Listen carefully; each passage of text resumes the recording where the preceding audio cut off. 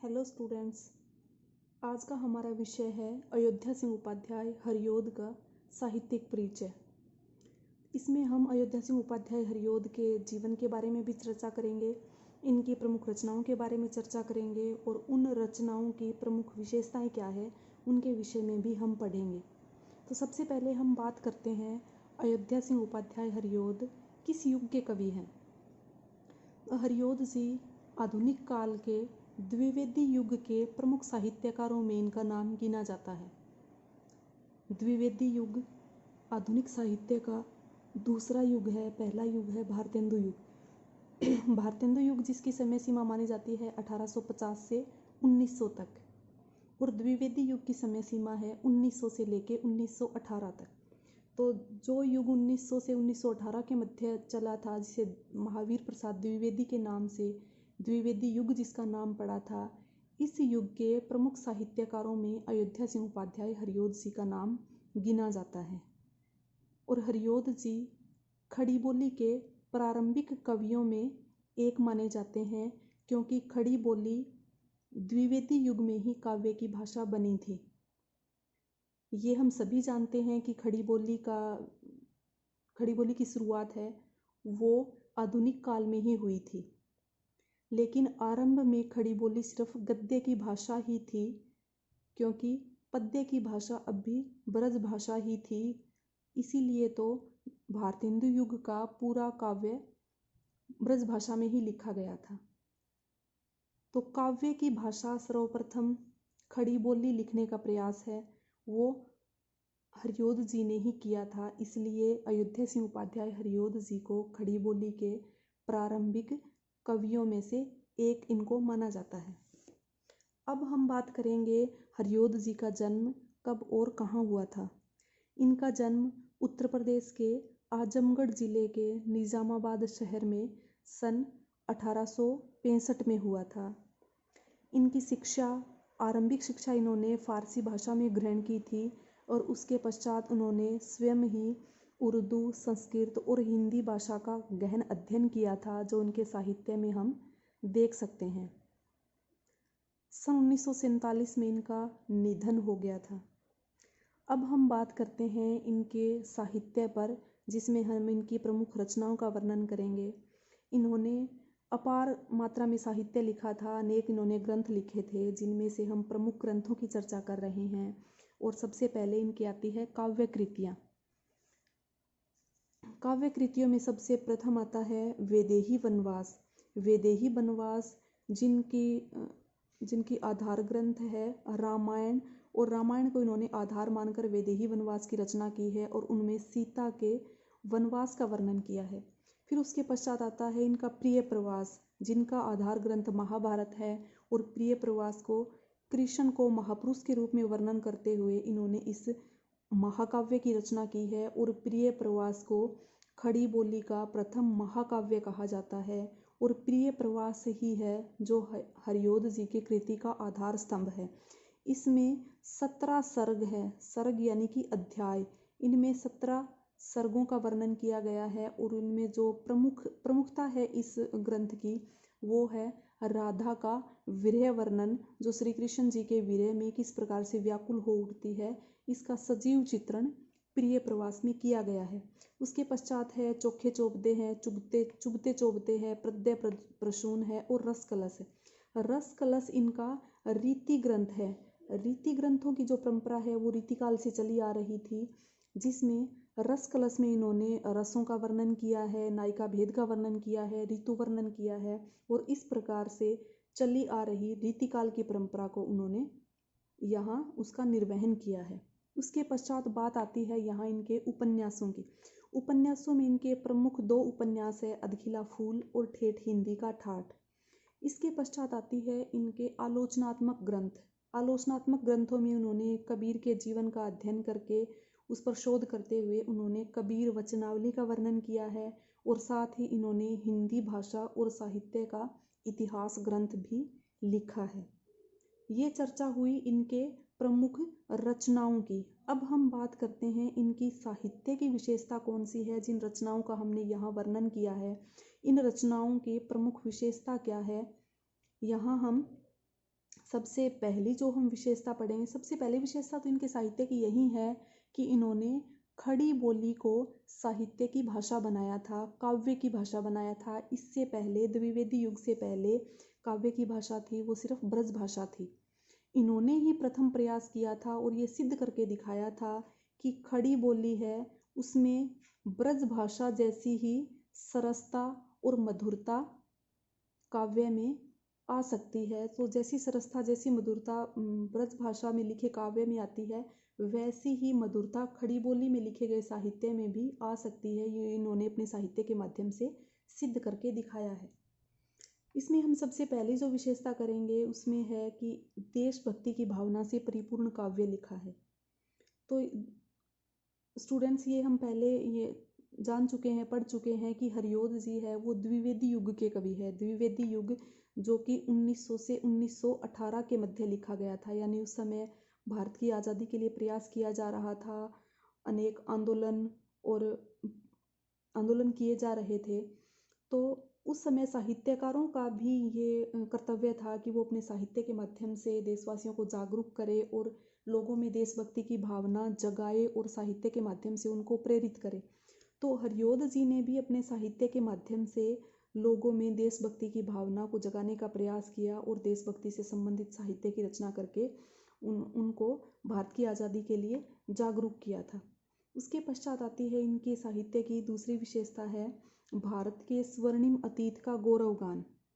भारत का स्वर्णिम अतीत जो हम रामायण में पढ़ते हैं, जो हम महाभारत में पढ़ते हैं और जो अन्य ग्रंथों में पढ़ते हैं कि किस प्रकार भारत पहले विश्व गुरु की भूमिका निभाता था और किस प्रकार से भारत के प्रमुख विद्वान, प्रमुख साहित्यकार, प्रमुख महापुरुष जो पूरे विश्व को संदेश दिया करते थे, मानवता के लिए संदेश देते थे और उनके कारण भारत का वो स्वर्णिम अतीत था, उसके बारे में उन्होंने अपने साहित्य में लिखा और उस स्वर्णिम अतीत की याद दिलाते हुए देशवासियों को जागरूक किया कि वैसा काल हम अब भी ला सकते हैं, अब भी वैसा समय हम ला सकते हैं अगर हम उन महापुरुषों को अपने जीवन में आत्मसात करें, उनके सिद्धांतों को, उनकी दिनचर्या को अगर आज भी हम अपनाएं, उनके दिखाए सत्य के रास्ते पर चलें, अहिंसा के रास्ते पर चलें, तो उस स्वर्णिम अतीत को दोबारा से जिया जा सकता है। उस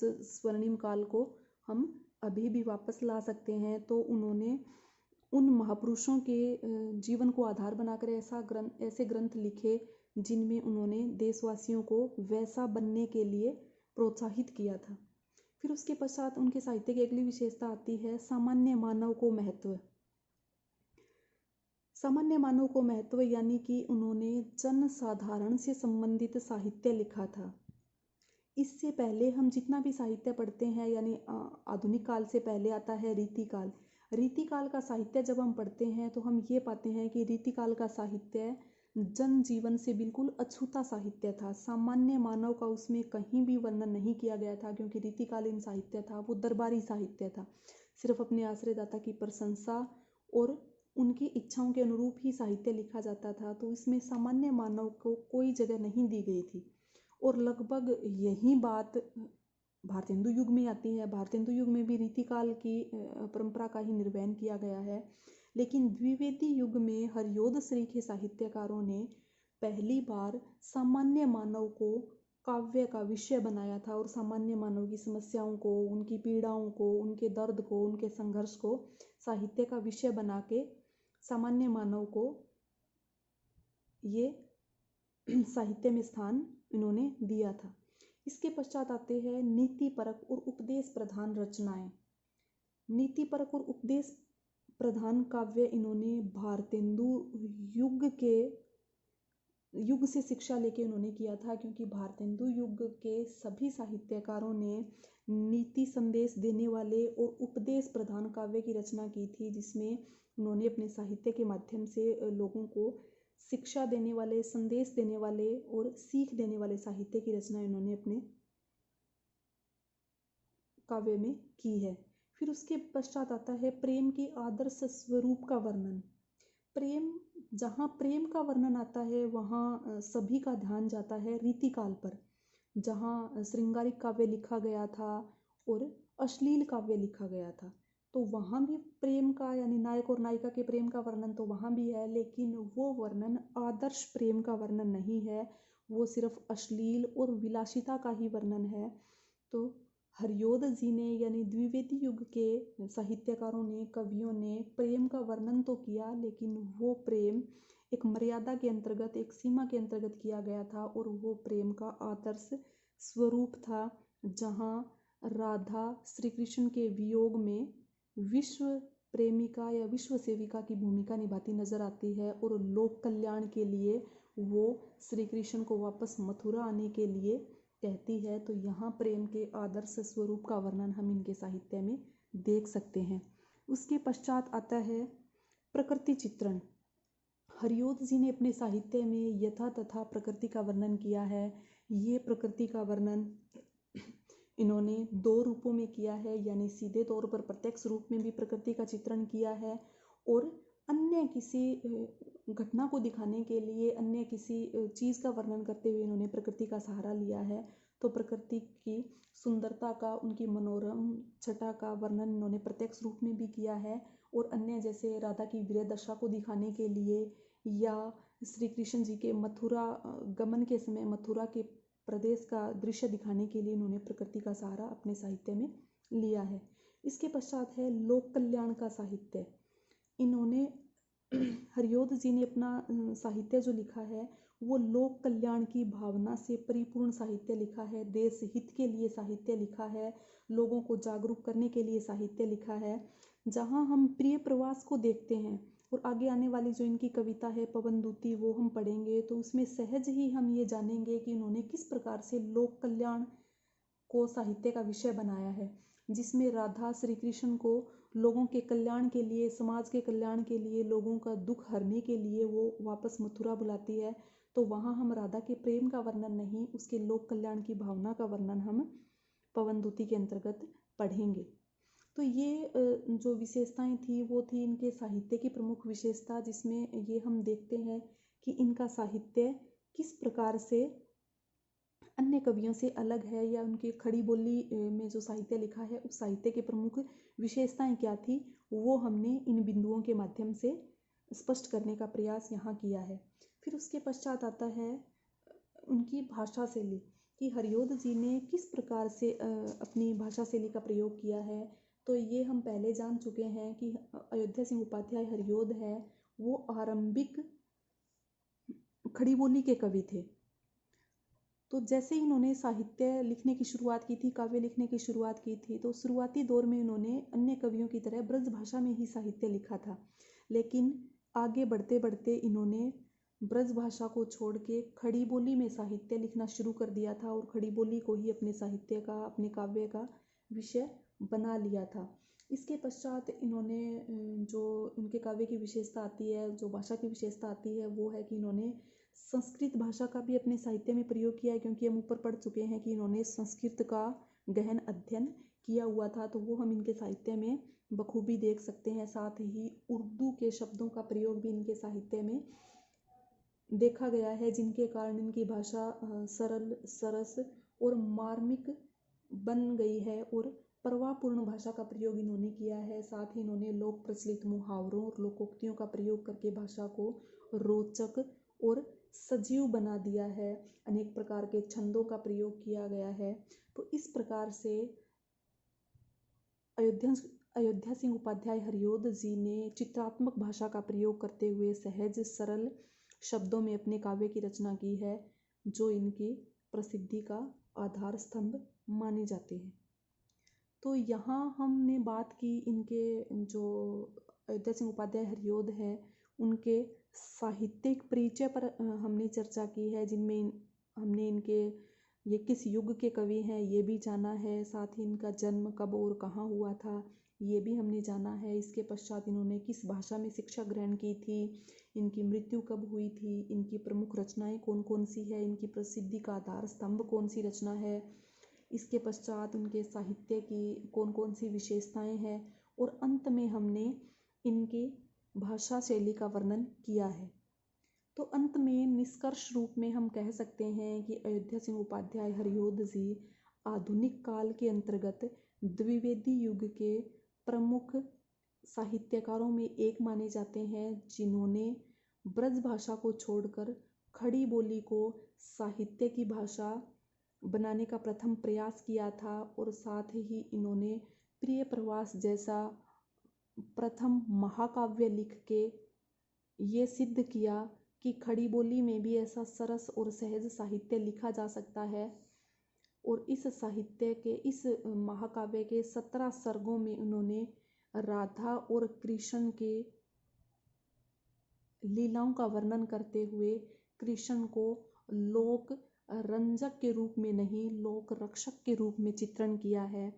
और इनकी अन्य विशेषताओं में हम देखते हैं कि इन्होंने देशभक्ति से परिपूर्ण साहित्य लिखा था, भारत के स्वर्णिम अतीत का गौरवगान करते हुए सामान्य मानव को महत्व दिया था, नीतिपरक और संदेश प्रधान काव्य की रचना करते हुए प्रेम के आदर्श स्वरूप का वर्णन और प्रकृति का चित्रण करते हुए उन्होंने समाज कल्याण की भावना से परिपूर्ण साहित्य लिखा। और साथ ही रीतिकाल से चली आ रही रीति ग्रंथ लिखने की परंपरा का निर्वहन करते हुए रस कलश नामक ग्रंथ लिखा था।